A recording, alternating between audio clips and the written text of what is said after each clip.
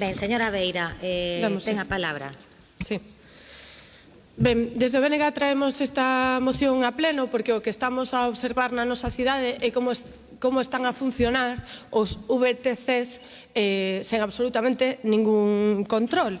Nos desde BNG, desde logo, somos defensores dos servizos públicos, somos defensoras de que se cumpra coa legalidade e neste caso o que está a acontecer é que os VTCs están facendo viaxes urbanas, se están permitindo que se contraten viaxes urbanas cando isto está absolutamente prohibido pola legislación autonómica e tamén pola ordenanza municipal, que di que mentres non se desenvolva unha ordenanza específica de VTCs, as únicas viaxes que se poderán facer serán interurbanas e as urbanas estarán prohibidas. Por lo tanto, nós o que pedimos con esta moción é que o Goberno municipal faga cumprir o que é lei no noso termo municipal. E pedimos, ademais, que se forme a Policía Local para que poidan sancionar aos VTCs que están incumprindo a lei. A nos gustaríanos aquí facer unha defensa do que é o sector do taxi e das desigualdades coas que están a convivir a respecto do VTC, non? Por poñer algúns exemplos, no caso dos VTCs, os vehículos en moito caso son de renting, fronte á obriga dos taxistas de teren o vehículo en propiedade. Os VTCs non teñen ningunha obriga de pasar ningún tipo de inspección municipal e os taxis, sí. Os condutores de VTC non teñen ningunha exixencia en materia de formación específica, pero os dos taxis teñen que pasar un exame e teñen que ter mínimo 5 anos de carné. Os VTCs dependen de multinacionais maioritariamente ou de grandes empresas que desde logo non dan conta da súa actividade o Concello da Coruña e o sector do taxi son autónomos e autónomas que teñen a obriga de pagarlle ao noso municipio as taxas por inspección, polos exames, os impostos por transmisión de licenza, etc. etc. Os VTCs multiplícanse sen límite ningún por parte da Xunta de Galiza, mentres que a cantidade de taxis está limitada ao número de licenzas que se decida por parte da Administración dar. Os VTCs marcan os prezos en función da demanda do momento, tirando os prezos no momento de baixa demanda, pero elevándoos a niveis que rozan o timo, tamén hai que dicirlo, en momentos de alta demanda, mentres que os taxis teñen uns prezos que están limitados e regulados polo Concello. Os taxis están obrigados a ter responsabilidade civil ilimitada e os VTCs teñen seguro de frota, para que teñamos un panorama de como é a desigualdade de condicións nas que traballan os VTCs e os taxis. E creo que este Concello e que este Pleno se ten que manifestar en favor dos servizos públicos, en favor do taxi, porque cando viñeron mal dadas, e cando veu a pandemia, por exemplo, quen quedou na rúa atendéndonos, levándonos a vacinar, levándonos ao hospital, etc., etc., foron os taxis. Os VTC desapareceron da nosa cidade cando viñeron malas. Cando foi o apagón, exactamente igual. Polo tanto, eu creo que aquí o que temos que facer é unha defensa do que é un servizo público como o do taxi. Se precisamos máis licenzas de taxi, estudémolo e saquemos máis licenzas de taxi. Pero, desde logo, que non pode ser unha solución é que nesta cidade se incumpra a lei, se incumpra a ordenanza e este goberno local mire cara a outro lado, que é o sentir dos taxistas e que é tamén un pouco que observamos desde o BNG. Nós o que queremos é, xa digo, que se aprobe esta moción coa emenda que se presente. Se hai que sinalar a Xunta de Galiza, que se sinale, pero desde logo o Goberno municipal ten que facer o que ten que facer, que é facer cumprir o que é lei neste Concello e ten que sancionar os VTCs que fan esas viaxes urbanas. Nada máis. Moitas grazas, señora Beira. Turno do Partido Popular. Señora Catalán. Muchas gracias, señora alcaldesa, y buenos días a todos. No han pasado ni 2 meses desde que PSOE y BNG aprobaron la Ordenanza de Movilidad Sostenible. Y aquí estamos. Señora Beira, ¿por qué no consensuaron entonces la regulación del servicio de VTCs? ¿Por qué ahora es injustísimo y hace 2 meses no? ¿Ahora hay desigualdad y hace 2 meses no? Miren, ya les avisamos de que la ordenanza sería un fracaso. Y, por lo que se ve, ahí vamos. Lo que mal empieza, mal acaba. Y cuando no hay diálogo, los problemas se enquistan. La cuestión principal en todo esto es el abandono institucional de este Gobierno y, por extensión, de sus socios al sector del taxi. Hablamos de un colectivo que ha respondido a los ciudadanos en los peores momentos, como ocurrió con el COVID, y que ustedes han descuidado por su indiferencia en movilismo. Pero hablemos de la movilidad después de 2 meses de la ordenanza. Por un lado, sigue su lucha encarnizada contra los aparcamientos sin dar alternativas a los ciudadanos. El bus urbano está sin concesión desde hace casi un año, pero los usuarios van a tener que esperar justo hasta 2027, año electoral, para ver algún cambio. En consecuencia, todo ello hace que la demanda de taxis sea cada vez mayor, mientras que la sensación general es de que este servicio no llega para todos. Así que, si no saben andar en bicicleta o no quieren mojarse, ¿qué es la solución más fácil? Recurrir a los VTCs, que cada vez vemos más en nuestras calles, pese a que su actividad supone un gran agravio comparativo para los taxis. Por otro lado, ante el aumento de las peatonalizaciones y obras de reordenación, los conductores en general sufren cada día más y más atascos. Los taxistas y sus clientes también, lo que encarece el servicio. Y los más perjudicados, como no, las personas con movilidad reducida, que hoy, por ejemplo, tienen más dificultades que antes para acceder a sus domicilios con un taxi. Bienvenidos a la era de la humanización progresista, sin planificación pero comprometida con lo sostenible. La realidad es que hoy los ciudadanos sufren más exclusión y aislamiento social que nunca, y todo gracias a su sectarismo. Más impuestos para nada. Bueno, sí, para autobombo de este Gobierno municipal.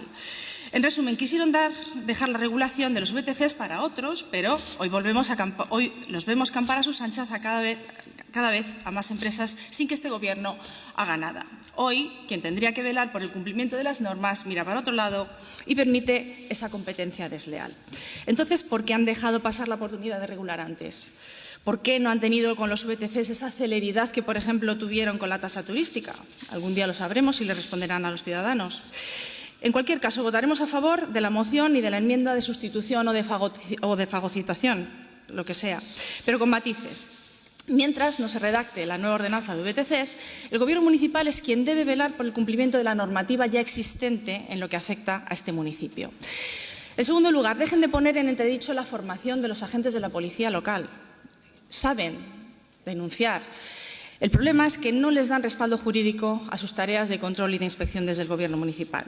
Y sobre todo, recuerden que para regular antes hay que dialogar, algo que este Gobierno no ha hecho a lo largo de 7 años y así nos va.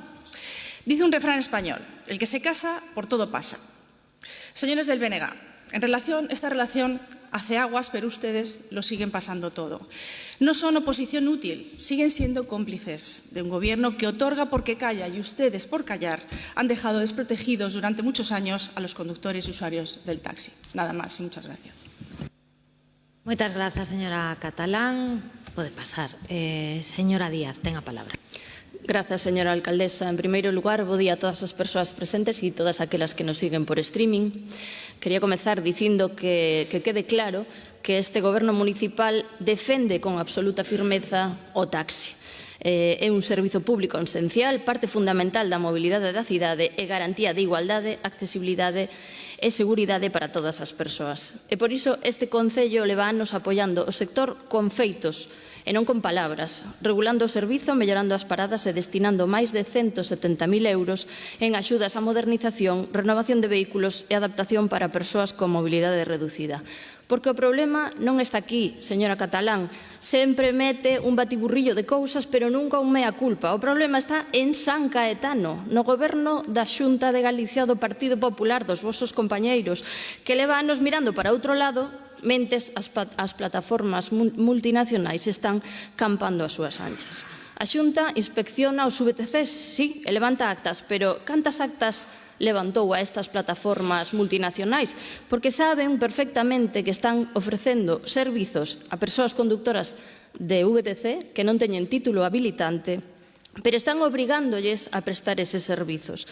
A Xunta permite un crecemento descontrolado desas licenzas VTC, sen estudo de demanda, sen planificación e sen diálogo, vostede que fala de diálogo, sen ningún diálogo cos concellos. E agora que pretenden? Pois, como sempre, que sexan os concellos que impoña orden nese caos que foron eles os que o crearon. Estamos a falar, disque, disque de 800 licencias, autorizacións, e digo disque porque saen medios, pero os concellos non temos información. A Xunta aínda non facilitou información básica sobre quen ten autorización ni onde operan. Pedimos de acceso aos expedientes, os criterios, as resolucións e seguimos agardando. Isto non é descoordinación, isto chámase irresponsabilidade política para o sector, para con o sector do taxi e tamén para cos gobernos locais. O PP, como sempre, lávase as mans e pretende deixar que cada concello regule pola súa conta. E isto que lles pode sonar moi liberal, en realidade trátase de querer unha anarquía de país, porque poderíamos chegar a ter 313 ordenanzas diferentes co que isto implicaría, non? E ao final en que redunda? Traballadores e traballadoras cada vez máis precarizados.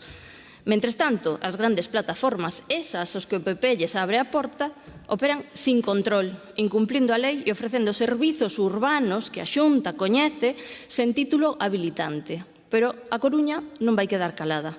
Estamos a traballar con outros concellos, agora mesmo xa con Vigo e Santiago, para levar a FEGAMP unha posición común e exixirlle á Xunta que asuma as súas competencias. En primeiro lugar, esa regulación VTC urbano a nivel autonómico, para evitar esa anarquía de diversas ordenanzas que poden chegar a haber.